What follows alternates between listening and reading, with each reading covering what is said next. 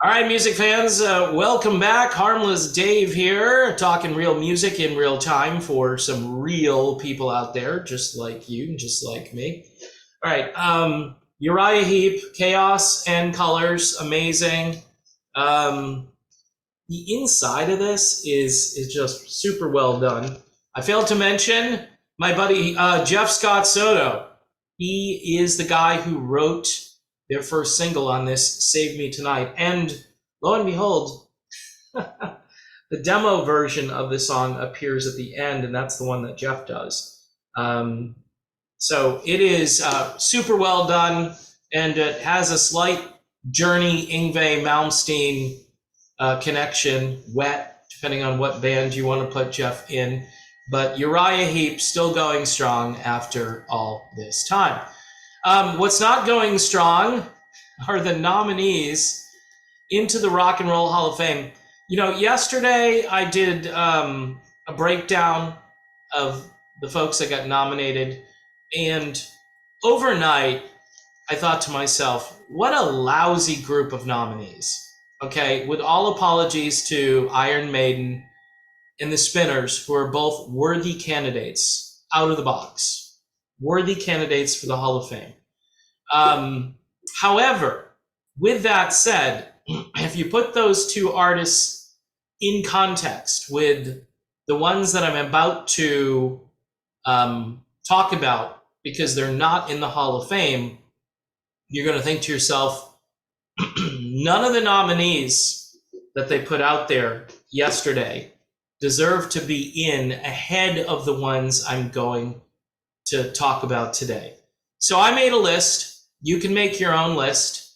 Your list might be similar, it might be different, but these are 20, and there's probably more like 50 that are glaring omissions from the Rock and Roll Hall of Fame. And these artists all have something in common, which I'll get to after I go through the list. They all have something in common. And it is the world we live in, okay? So I kind of started going alphabetical, and then I went off on just who was popping in my brain, and then I checked out some other lists that people had. So here's my list. Number one, America, the band America. Just, I don't understand the Eagles, Beach Boys, Chicago, America. America is an amazing band, still going strong, great catalog. Again, they're not a flamboyant band. Did they appeal to youth culture? I'm sure they did when they first hit the scene. Anyway, next on the list, Bad Company. Duh. Why isn't Bad Company in the Hall of Fame? Have they ever been nominated? Paul Rodgers, one of the greatest vocalists in rock history, he epitomizes rock and roll. And here's a band that incorporated soul and R&B tendencies within, you know, a hard rocking overall vibe, blues, all that stuff. Bad Company. It's ridiculous that they're not in the Hall of Fame. All right. Number three, Phil Collins. Okay, a youth culture, maybe not, but during the 80s, Phil Collins was everywhere. If you're going to put Cyndi Lauper in because she was important to the 1980s, Phil Collins runs circles around her. Plus, you get Phil's input on songs by Howard Jones and Frida and, I don't know, countless other artists that I can't recall. But Phil Collins, his output is insane. And into the 90s, when everybody else was fading away, Phil still had a fairly decent run for the first part of the decade. Phil Collins all the way. Bryan Adams. Duh. How is Bryan Adams not in the Hall of Fame? Again, his output is insane.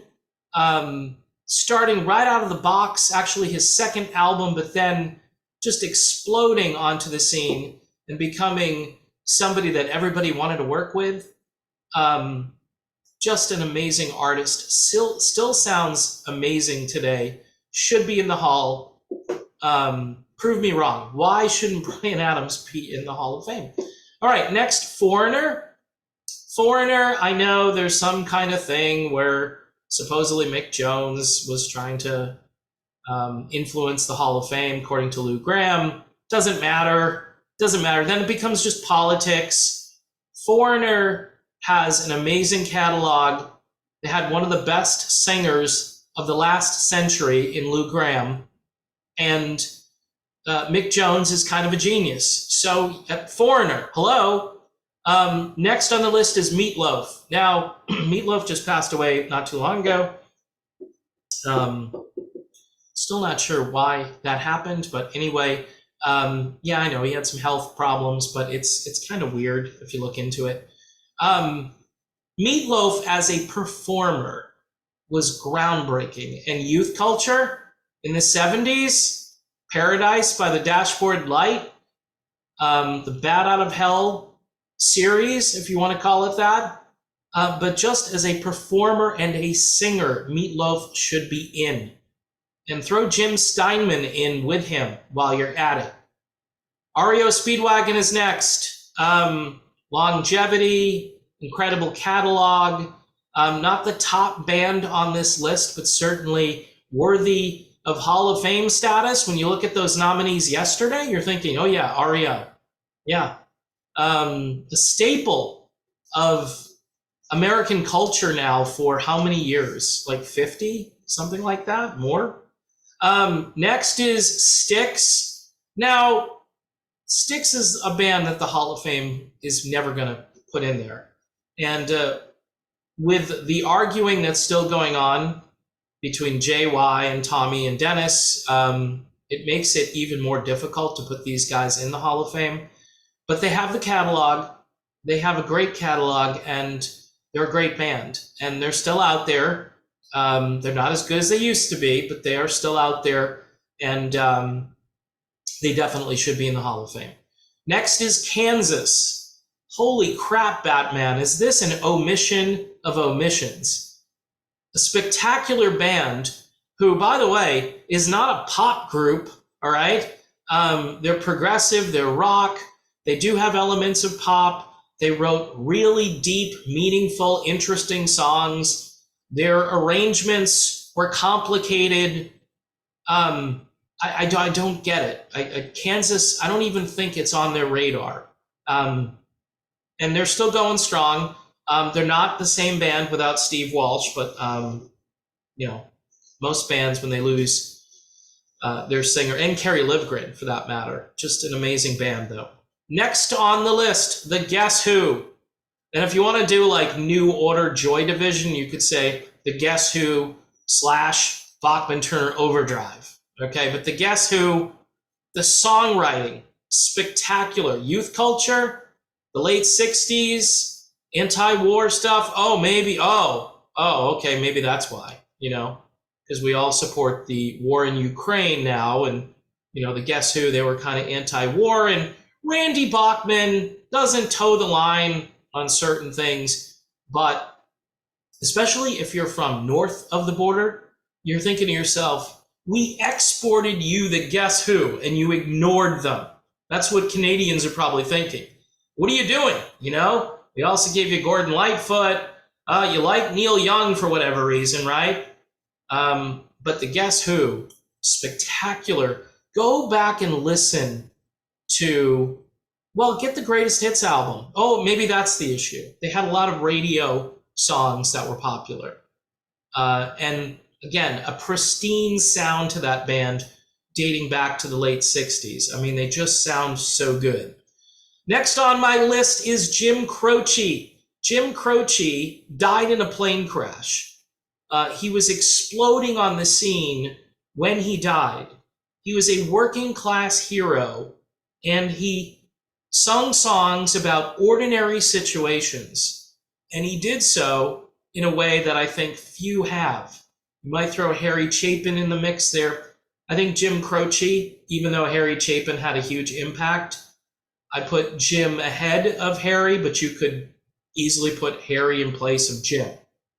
That's the way I look at it. And the fact that he was killed in this plane crash, I think that elevates his stature, because who knows what Jim Croce would have done during the 1970s if he had lived. Next on my list is Dan Fogelberg. Holy crap, Batman. The fact that Dan Fogelberg is not in the Hall of Fame is just mind-blowing. Again, these singer-songwriters, but I'm thinking you're probably seeing a trend with all of the artists thus far. You might be seeing that trend. I will, let the cat out of the bag here at the end. Dan Fogelberg, spectacular. He should be in for Old Lang Syne or Longer, or the songs he wrote had such meaning and sticking power. And he was a great singer, just a spectacular singer. If you want a poor man's version of Dan Fogelberg, go listen to Colin Ray.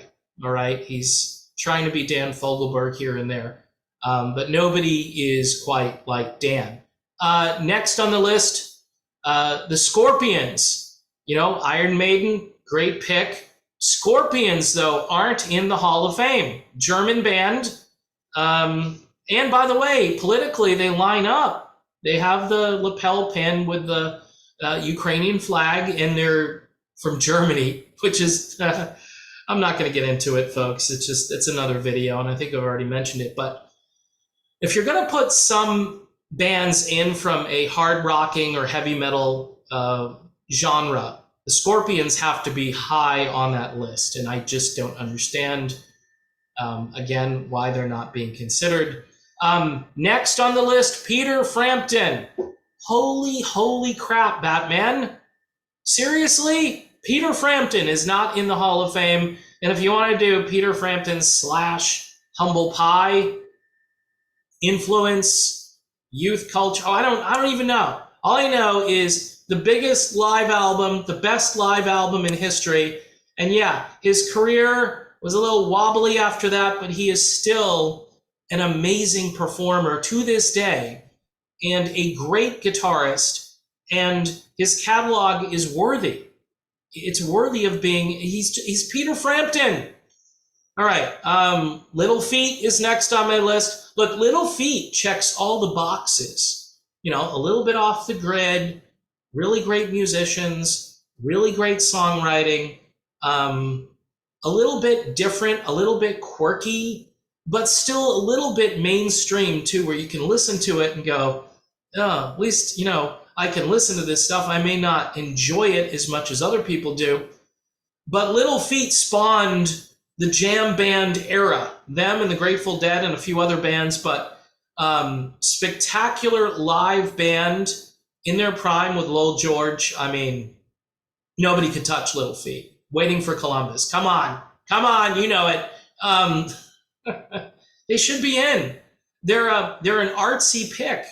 Next is Joe Walsh as a solo artist. I know. I think he's in twice already. James Gang. I hope the James Gang are in. And obviously the Eagles. But he should be in again because he's a great solo artist. Go back and listen to his solo material from the 70s into the 80s. He kind of lost his way here and there, but he still has an incredible catalog. And again, a great guitarist. Next on my list, Grand Funk Railroad. I just read these and I go, really? Grand Funk is not in the Hall of Fame. The critics always hated Grand Funk, so I'm pretty sure that has something to do with it. And, they broke up and, they're still out there and they've got a different lineup and so forth, but just a great band. And maybe you could argue they don't have the catalog, but I would go back and listen, and I think they have the catalog. So Grand Funk Railroad, Mark Farner, amazing band. Next on my list is Joe Cocker. You just assume that Joe Cocker is in the Hall of Fame, right? Oh, he didn't write songs, Dave. Wasn't he at Woodstock? Youth culture. Everybody knows youth culture, Joe Cocker. Some of the craziest vocals in the history of music, Joe Cocker, and some of the most spectacular vocals. Up Where We Belong with Jennifer Warren's song gives me goosebumps. I never get sick of the song because Joe starts to sing. Jennifer sings, Joe starts to sing. But getting back to Joe Cocker, he is just a force of nature, was, because he's dead. He's not in the Hall of Fame, all right? All right, next on my list, another solo artist, Jimmy Buffett, who built a culture. Jimmy Buffett built an entire culture around his music.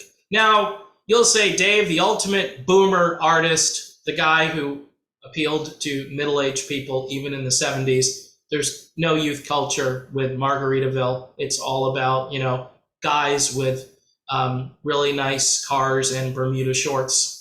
I really don't care. I don't think you should just put somebody in the Hall of Fame because they appeal to bratty kids who can't figure out what they want to do with their life. Jimmy Buffett, a businessman, a writer. He's written a few books and they're pretty good. But more importantly, just an icon.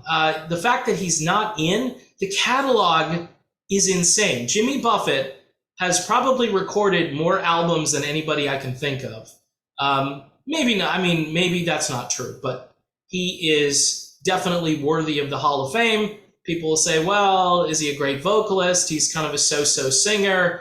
I really don't care at this point. He should be in the Hall of Fame, right? I think when he inducted the Eagles into the Hall of Fame, he made a joke about it. He's just a good guy. I may not agree with some of his political stands, but he tends to not be too vociferous. He's also been on TV, too. He's a pretty decent actor.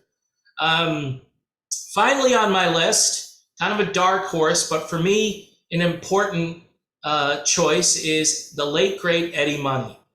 Eddie Money epitomized the rock and roll spirit.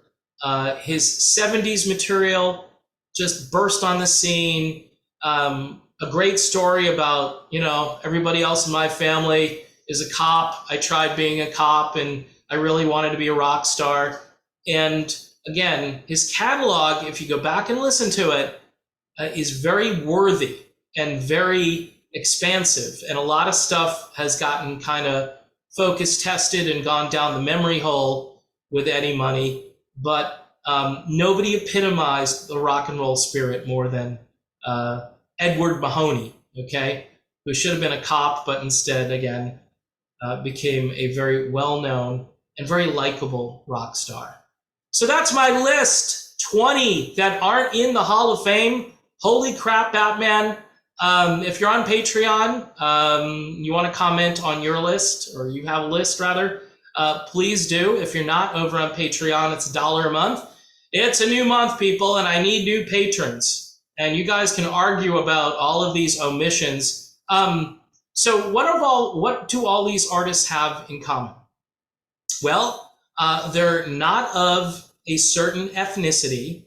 They're not of a certain gender, okay? And it's plain to see here, folks, that there's something going on. It's just like when you watch commercials on TV now. You're noticing something, and I don't really pay attention too much to commercials, but I've noticed that things have changed a bit when you watch commercials. Now, some will say, hey, Dave, you're just proving that you're just this old white guy who doesn't understand how the world works now. And I'll say, yeah, I believe in merit. I believe if people are good at something, regardless of what they look like, regardless of what biology they have, even though that's a little questionable these days because people can basically, declare whatever they want to be, which is bizarre. But let's just put that aside, all right? These are really good artists that I've put out there, 20 of them, okay? And I think the Spinners is a great choice for the Hall of Fame. And I think,